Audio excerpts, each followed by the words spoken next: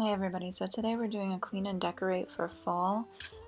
This was originally supposed to be a clean and decorate video, but it did not work out that way because my shorts were too short and I had to scrap all the videos. So you're really just seeing side by sides of my before and afters.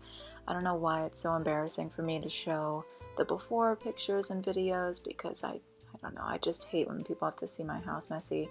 But anyway, it worked out because you get to see, how nice it is to clean up and have the fall decor out.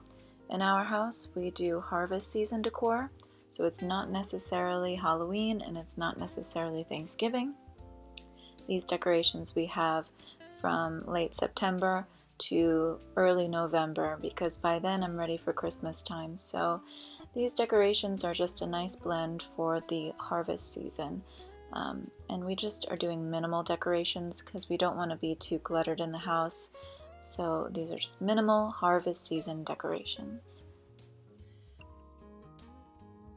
Okay, and for dinner we are doing chicken pot pie, and this was so delicious. And it's definitely going to be a new staple in the house for us every season. This is the chicken pot pie I will be making.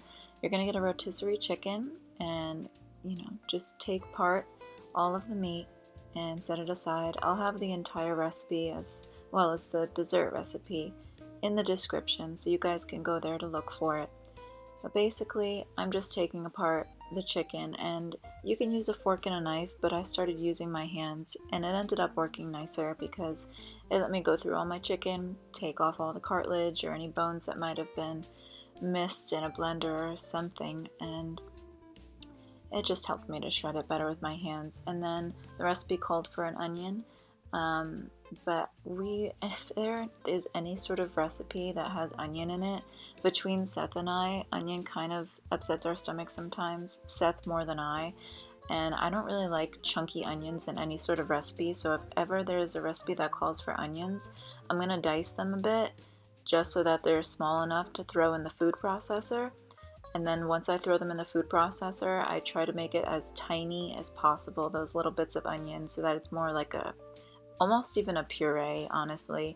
Because I want that taste of onion because it makes the food smell so good as well as the house, and it makes it taste better.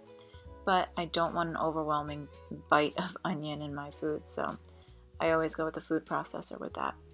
And then I put all of my seasonings together in a little shot glass. It saved me so much time. That way when you're actually ready for the seasoning, you just dump it right in and keep on going. Plus it looks pretty. It reminds me of those crafts that we used to make as kids. I don't know if you guys made them. The little sand art projects you use with a toothpick and stuff. Those were fun. But anyway, here's our ingredients and everything's ready. Please do get your ingredients ready ahead of time, especially when you're dealing with the rotisserie chicken. It'll save you so much time. I usually try to prep all my ingredients ahead of time, but today I was like, I'll get to it when I get to it, especially with a baby in the house. Everything's just like, it gets done when it gets done. But do your best to make sure that you prep ahead of time because it will save you so much time and any headaches.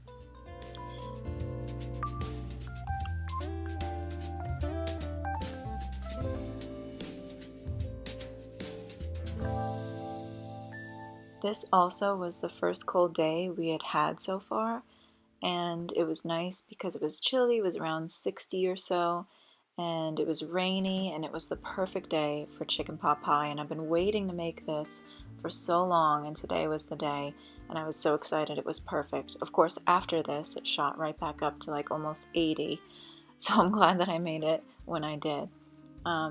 With your mixed vegetables, I don't know if you're like me, but they did taste really great, obviously, in the chicken pot pie. You have to have that in your chicken pot pie. However, I did find myself wanting to get rid of the green beans, so if you're like me and you're picky about a certain vegetable, you can just take them out. But any sort of mixed vegetable, mixed frozen bag of vegetables is going to work.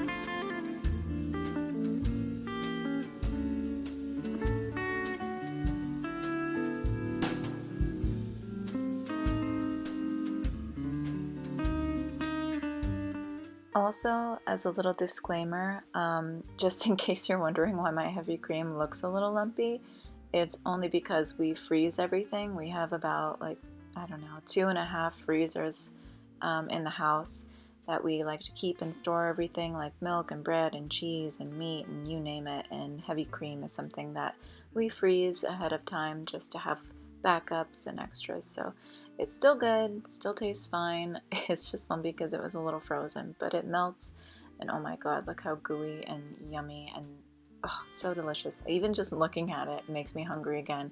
It was gone so quickly. Seth and I loved it. Even our almost 9-month-old son, he loved it. I'm just so excited for next season already. I want to make it again and again. The recipe did not say to do this, but if ever I'm doing some sort of pie and putting crust towards the bottom, I usually like to put a little bit of butter underneath. It just makes me feel safer, I guess. It's just a liability for me. I just want to make sure it's a little bit buttery at the bottom. Plus it's good for flavor too.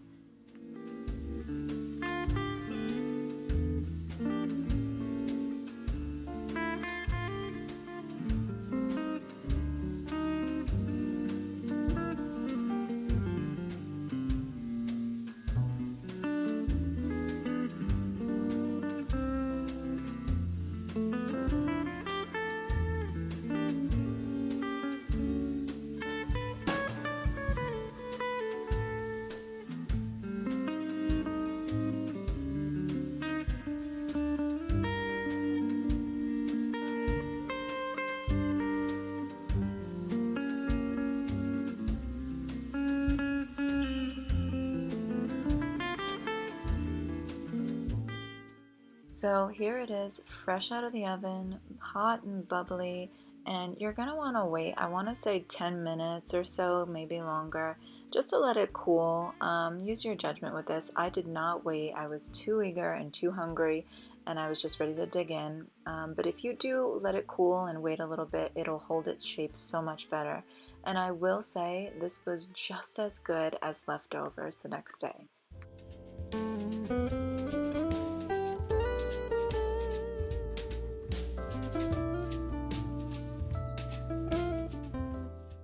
Now moving on to dessert, we are doing a pumpkin roll with cream cheese frosting. This was my first sort of roll that I ever made, like a cake roll, so I was a little intimidated, but lately I'm just like, you know what, we're gonna try it, and if something doesn't work out, it doesn't work out.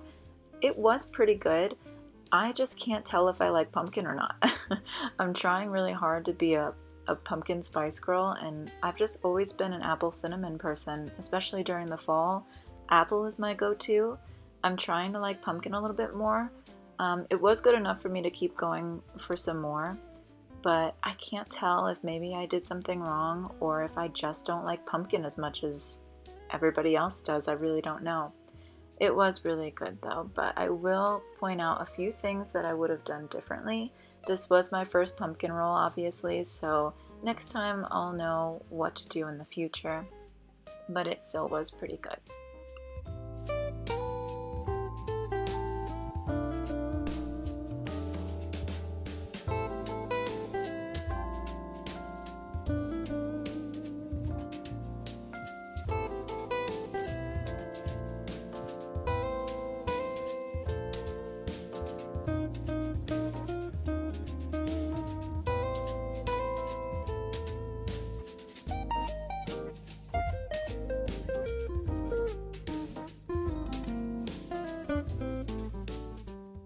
Okay, so this part here is where I think I could have improved on. It's said to just lightly dust with the powdered sugar, but on that little thin tea towel, I think you should put a lot more powdered sugar and sort of like wipe it with your hand or something to make sure there's a good amount of powdered sugar on there, because when I started to unroll it later, it stuck pretty hard on to the paper towel, or excuse me, the towel. So you might want to use more powdered sugar. The rolling part, that was really easy the first time. Rolling it back out, a little difficult.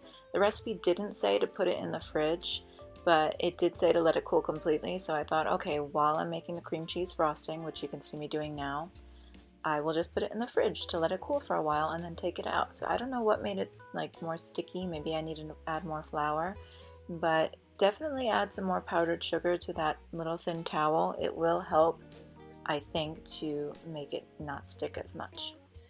Also, for cream cheese frosting, this is definitely what I'm going to be using from now on if ever I'm doing some sort of cookie or any type of pastry that requires cream cheese frosting.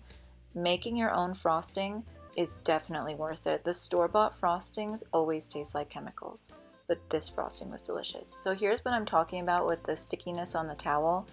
And I think the frosting, the recipe called for what looks like too much frosting, but don't be discouraged. This is my first pumpkin roll, so it didn't come out that cute. However, that extra icing on the top really came in handy because it's just what you want when you're going for that roll. You want that extra frosting, and it was worth it. And on the top, it'll make it perfect for more decorating too.